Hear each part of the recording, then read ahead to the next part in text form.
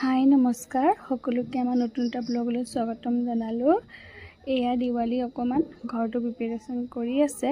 বহুত দিনৰ পাছত ভিডিঅ' বনালোঁ, যিহেতু পৰিস্থিতি ইমান ভাল নহয়। সকলোৱে আমাৰ মৰামতক হেৰুৱাই বহুত কষ্ট পাইছোঁ।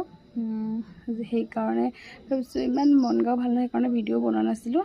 কিন্তু যিহেতু দিৱালী ঘৰখন পোহৰ কৰিবই লাগিব, নিয়মটোতো কৰিবই, ল'ৰা ছোৱালী আছে তেওঁলোকক শিকাব লাগিব। সেয়েহে এয়া অকণমান সকলোৱে মিলি ঘৰটো অকণমান ডেক'ৰেশ্যন কৰিছোঁ। ইফালে মাতো এটা ৰংগোলী বনাই তাতে চাকি বাতি জ্বলালে। ময়ো এই অকণমান ঘৰত ভিতৰত এটা হোমমেড মম আনিছিলে, তাকে জ্বলালোঁ অকণমান।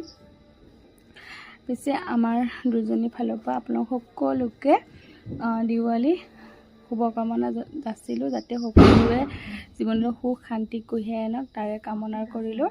কামৰ মাজতে এয়া চাহ বনালোঁ দুইজনে মিলি, যিহেতু অকণমান সোমাইছিল ওচৰ চুবুৰীয়া, সেয়েহে তেওঁলোকক দিবলৈ চাহ বনালোঁ। আৰু এয়া চাহ লৈ গ'লোঁ।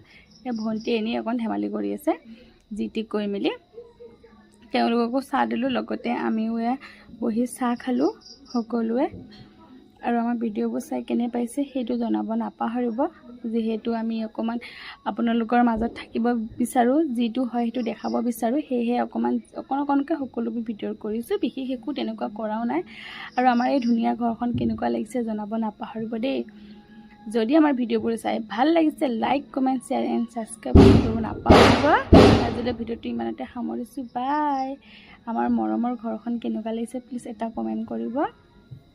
সকলোৱে মৰমৰ, কিন্তু যিহেতু দিৱালী সময়ত বেছিকৈ মৰমৰ হয় নহয়নে?